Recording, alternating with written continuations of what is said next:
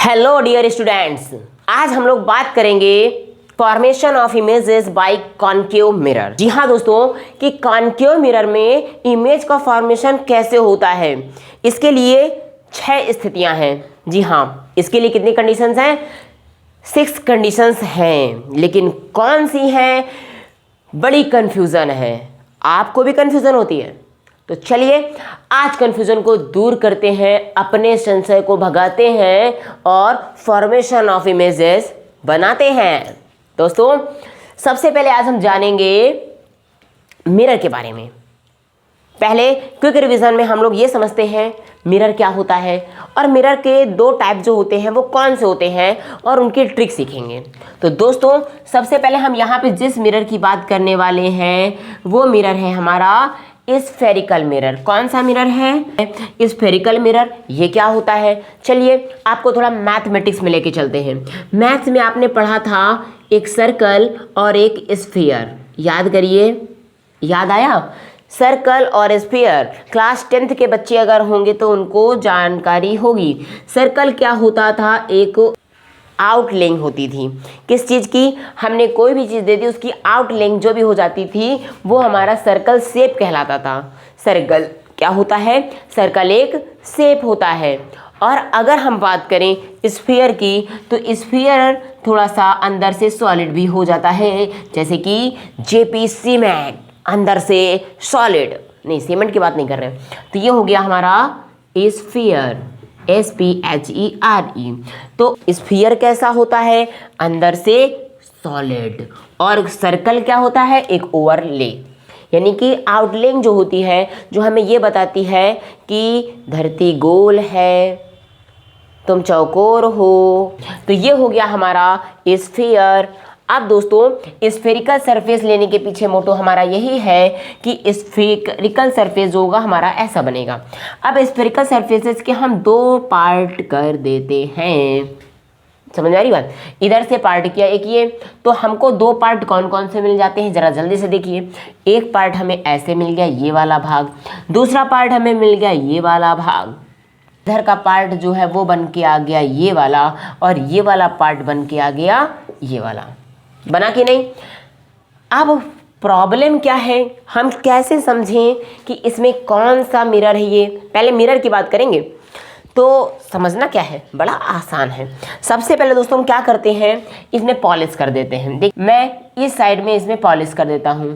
Polish किसकी करनी है? जूते की पॉलिश? नहीं नहीं नहीं, जूते की पॉलिश करोगे तो ये काला कलूटा बैंगन लूटा हो जाएगा, और बैंगन लूटा हुआ तो बैंगन फेंक, बहुत से लोगों को बैंगन पसंद ही नहीं होता, फेंक के ही मारेंगे, खोपड़िया फूट जाएगी। देखो यहाँ पे क्या हो गया दोस्तों, क्या हो गया, क्या हुआ, क्या हो गया, क्या हो गया, क्या हो गया?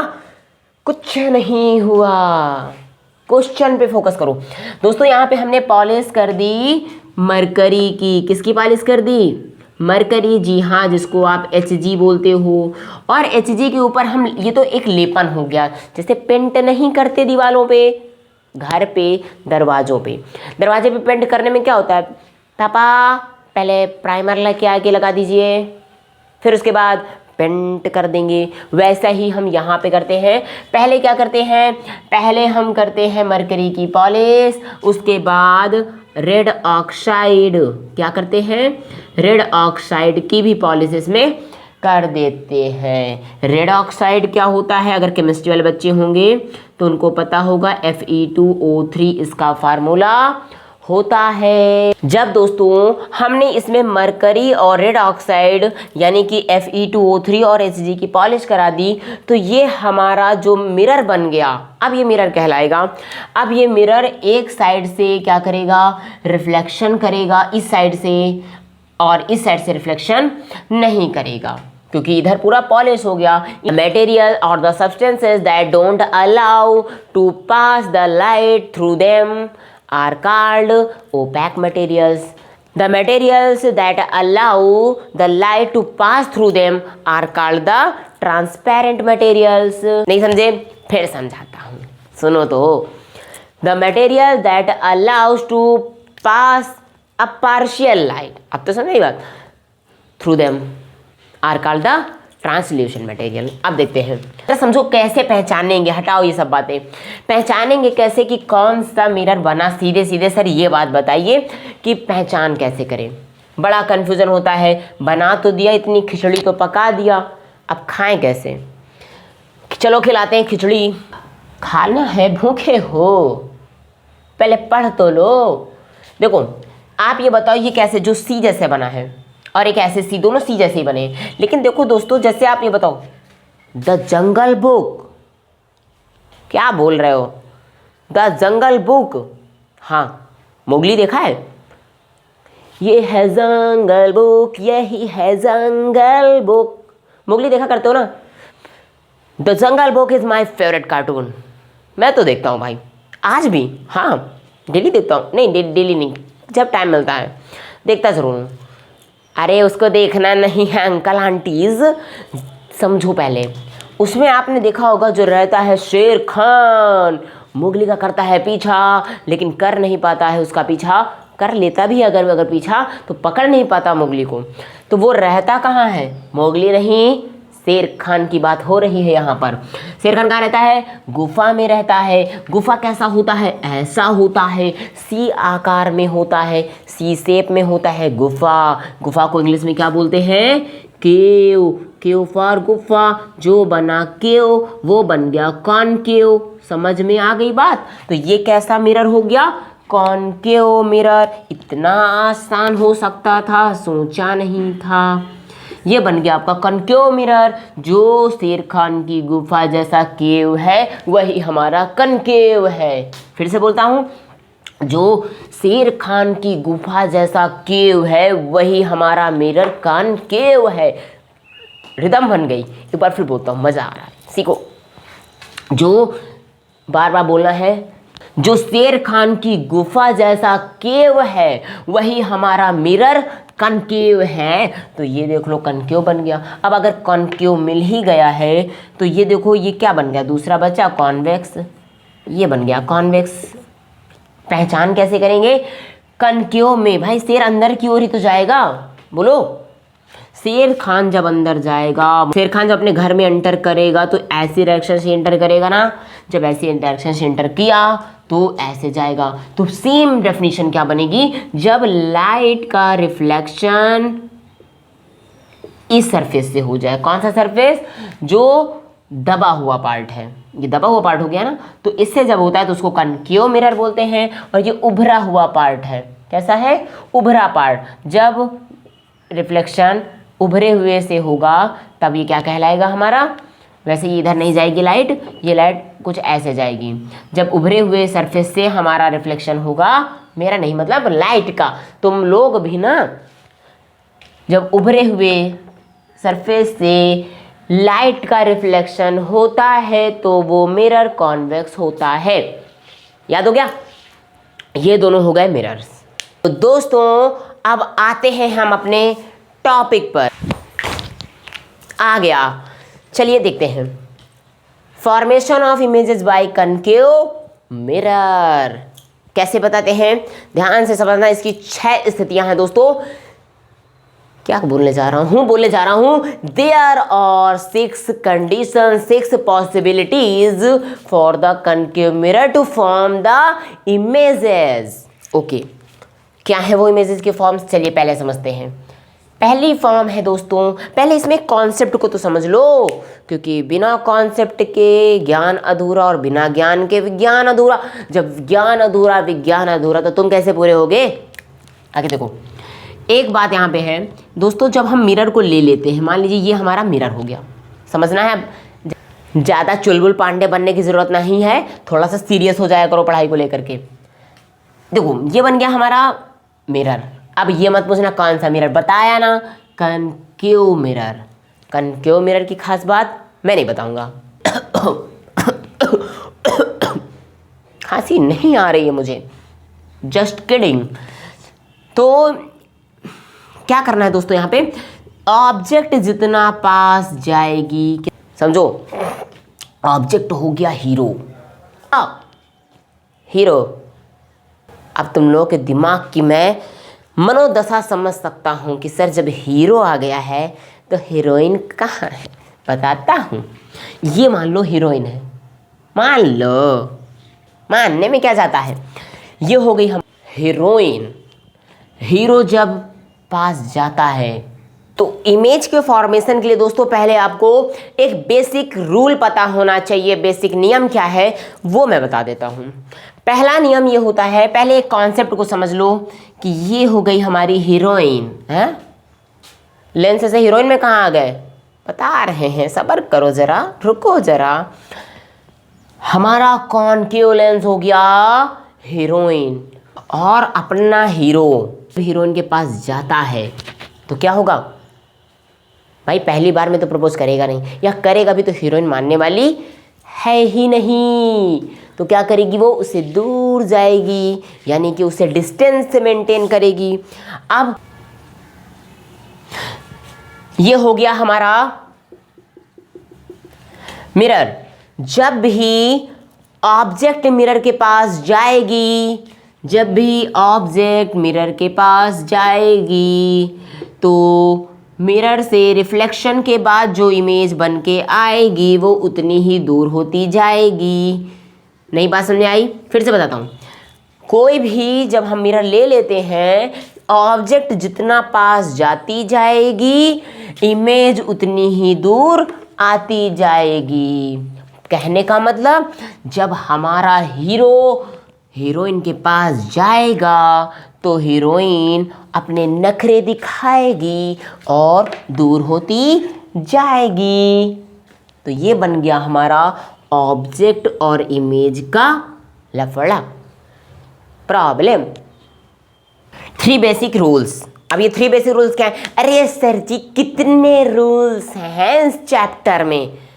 बालक बेसिक आपने पढ़ा नहीं तो कम से कम इस एक वीडियो को ही एंड तक देख डालो और अपनी लर्निंग को बढ़ा डालो, कॉन्सेप्ट को इजी करो, फिर चिल करो। देखो 3 बेसिक रूल क्या क्या हैं।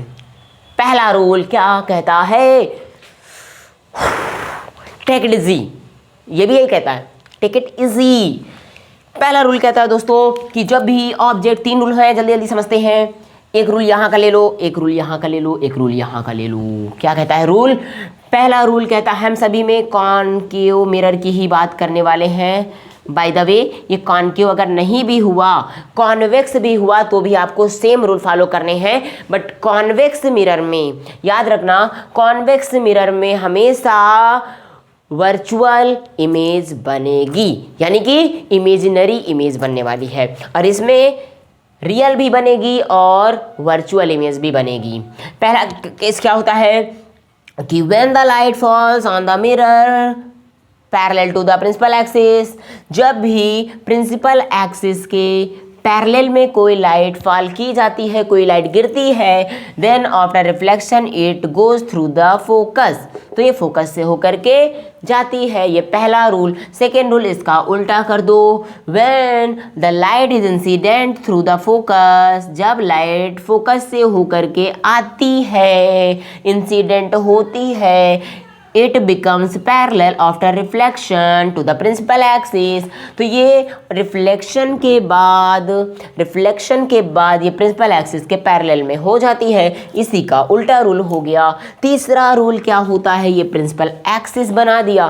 प्रिंसिपल एक्सिस पे जब भी ये हो गया फोकस और ये हो गई हमारी centre of curvature, when the light is incident through the centre of curvature it goes through the centre of curvature after reflection, मतलब इसी डायरेक्शन में आएगी तो इसी डायरेक्शन में जाएगी। कहेगा मैं न्योता खाने तुम्हारे यहाँ आऊँगा तो वापस न्योता खा के तुम्हारे घर से ही जाऊँगा। हद कर देता है। ये 3 हो गए बेसिक रूल्स। अब इन्हीं रूल्स को करेंगे फॉलो और बनाएंगे इमेजेस फॉर्म करने के लिए क्या आप सब तैयार हैं? हम तो बैठे ही हैं तैयार। कोई ले तो चले न्योता खान। सर जी आप कितने खव्वड़ हो ना, हर समय न्योता खाओ, ये खाओ वो खाओ, पहले तो पढ़ाओ। ओके पढ़ाने ही जा रहे हैं, सोचा थोड़ा सा तुम लोगों को भूख का एहसास दिला दें, थोड़ी सी भोजन यात्रा करा दें। नहीं भोजन यात्रा रहने दो, रहने दें, हो जाओ सीरियस, फिर बहुत serious. I am very serious, आज तुम्हें पढ़ना है, सीख के जाना है। मोटिवेट हुए? नालायकों, मोटिवेट तो हो जाओ, पढ़ो आगे। पहला है जब, कॉन्केव की बात करेंगे, जब क्या करेंगे, when the object is at infinity. क्या कहा मैंने? जब ऑब्जेक्ट इन्फिनिटी पे है तो क्या करेंगे? श्यू, टक टक टक टक, ओ टिक टिक टिक टिक, ये बन गई, मिरर ही बना है भाई, ये बन गया हमारा कॉनकेव मिरर। यहाँ से देखो दोस्तों, जब यहाँ से ये हो गया हमारा प्रिंसिपल एक्सिस, क्या हो गया? Principal axis. और ऑब्जेक्ट को हमने प्लेस किया है एट इन्फिनिटी। देखिए ये हो गया हमारा कॉनकेव मिरर, और ये हो गया इस कॉनकेव मिरर का फोकस, और ये हो गया सेंटर ऑफ कर्वेचर। और ऑब्जेक्ट को हमने प्लेस किया इनफाइनाइट पे। अब जब इनफाइनाइट पे ऑब्जेक्ट प्लेस होती है तो उसकी शेप और साइज हम डिटरमाइन नहीं कर सकते। क्यों? क्योंकि वो बहुत बड़ी भी हो सकती है, बहुत छोटी भी हो सकती है, इसलिए नहीं पता। तो इनफाइनाइट से चलने वाली रेज जो होती है वो हमेशा पैरेलल आएंगी। कैसे आएंगी? पैरेलल आएंगी। तो एक अब देखो इसकी शेप तो हमें पता नहीं ना, इनफाइनाइट पे ऑब्जेक्ट रखी हुई है, तो शेप चलो मान लो इतना भी बड़ा हो सकता है, ठीक है। जब इनफाइनाइट पे रेज आएंगी, कुछ यहाँ से कुछ यहाँ से, ठीक है, प्रिंसिपल एक्सिस के पैरेलल में ही रेज आएंगी, तो क्या होंगी? अभी आपको रूल जस्ट थोड़ी देर पहले बताया यहाँ पे कि पहला रूल जब पैरेलल आएगी प्रिंसिपल एक्सिस के तो कहाँ से होकर के जाएगी? फोकस से होकर के जाएगी। ये लीजिए, ये चली गई। जब ये इंसिडेंट होगी इधर तो ये भी हो जाएगी, फोकस से होकर के चली जाएगी। ऑब्जेक्ट हमारा कहाँ बना? ऑब्जेक्ट बना इस पॉइंट पे, यानी प्रिंसिपल फोकस पे, यही हमारा फोकस कहलाएगा। शेप कैसा होगा? शेप जो होगा दोस्तों वो पॉइंट शेप्ड होगा। कैसा होगा? ऑब्जेक्ट चाहे जितनी बड़ी हो, इनफाइनाइट की ऑब्जेक्ट की जो इमेज होगी उस इमेज की शेप कैसी होगी? पॉइंट शेप्ड होगी, यानी बहुत ही छोटी, बहुत बहुत बहुत छोटी है, हम इग्नोर कर सकते हैं इस इमेज को। ये बनेगी, और कैसी बनेगी? ये देखो यहीं पे बनेगी, प्रिंसिपल एक्सिस पे यहाँ पे बनेगी, और जब मिरर के सामने बनती है तो रियल बनती है। कैसी बनेगी? रियल बनेगी, ठीक है। ये इमेज कैसी बनेगी? रियल, ये बनेगी, ठीक है। अगला कंडीशन आते हैं, तो कंडीशन क्या हो गई? When the object is placed at infinite then the image will formed at the focus. Okay, second condition देखते हैं। सेकंड कंडीशन कहती है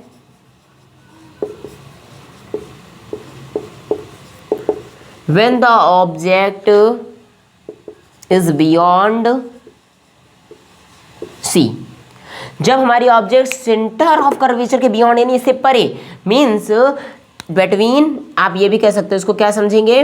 between infinity and centre of curvature. जब हमारी ऑब्जेक्ट सेंटर ऑफ कर्वेचर और इनफाइनाइट के बीच में होगी, तो डायग्राम देख लो। तो दोस्तों वो डायग्राम कैसा बनेंगे? ये तो सेम बन जाएगा, ये बन गई हमारी प्रिंसिपल एक्सिस। ऑब्जेक्ट इस बार हम कहाँ रखते हैं? ये हो गई हमारी एफ, ये हो गई सी। इस बार ऑब्जेक्ट को हमने रखा यहाँ पे, ऑब्जेक्ट यहाँ पे है, तो ऑब्जेक्ट इतनी मान लीजिए, ये हो गई हमारी ऑब्जेक्ट। ये क्या हो गई? ऑब्जेक्ट। ऑब्जेक्ट से पैरेलल रेज चलेंगी, तो आफ्टर रिफ्लेक्शन ये फोकस से होकर के चली जाएंगी। हाँ, ये तो मालूम हो गया। सेकंड क्या होगा? सेकंड जो हमारे पास सेंटर ऑफ कर्वेचर है उससे लेकर के आप लाइट को फॉल करवाइए, ये हो गया। ये लाइट जैसे सेंटर ऑफ कर्वेचर के लिए रूल होता है कि अभी आपको थर्ड रूल बताया ना मैंने, जस्ट वीडियो को थोड़ा सा पीछे करिए, उसके बाद उसमें देखिए मैंने अभी बताया यहाँ पे इस वाली जगह पे कि जब सी पे होता है तो सी से जाने वाली रेज वापस उसी मीडियम में वापस आ जाती है। तो जहाँ पे दोनों इंटरसेक्ट हुई आपस में, यहाँ पे, तो इमेज यहाँ पे बन गया, ये बना हमारा इमेज। यहाँ पे क्या बन जाएगी? इमेज। अब इमेज कहाँ बनेगी? देखो जरा समझो। When the object is placed between infinite and centre of curvature then the image will formed between the focus and centre of curvature. क्या कहा मैंने? फिर से सुनिए। When the object is placed between infinite and centre of then the image will form between focus and centre of curvature. समझ आए बात? तो ये अब कैसी बनेगी? देख लो, ये नीचे की ओर बन रही, यानी कि कैसी बनेगी? ये पहली बात तो इन्वर्टेड बनेगी। इन्वर्टेड मतलब उल्टा, उल्टा नीचे बनेगी, उल्टा बनेगी। रियल बनेगी, कैसी बनेगी? रियल बनेगी, क्योंकि मिरर के सामने बनेगी, रियल बनेगी। और कैसी बनेगी? स्मॉलर देन ऑब्जेक्ट, स्मॉल बनेगी, स्मॉलर देन ऑब्जेक्ट। ऑब्जेक्ट से बनेगी स्मॉल। ये हो गया इसका रूल। चलिए बढ़ते हैं अब आगे।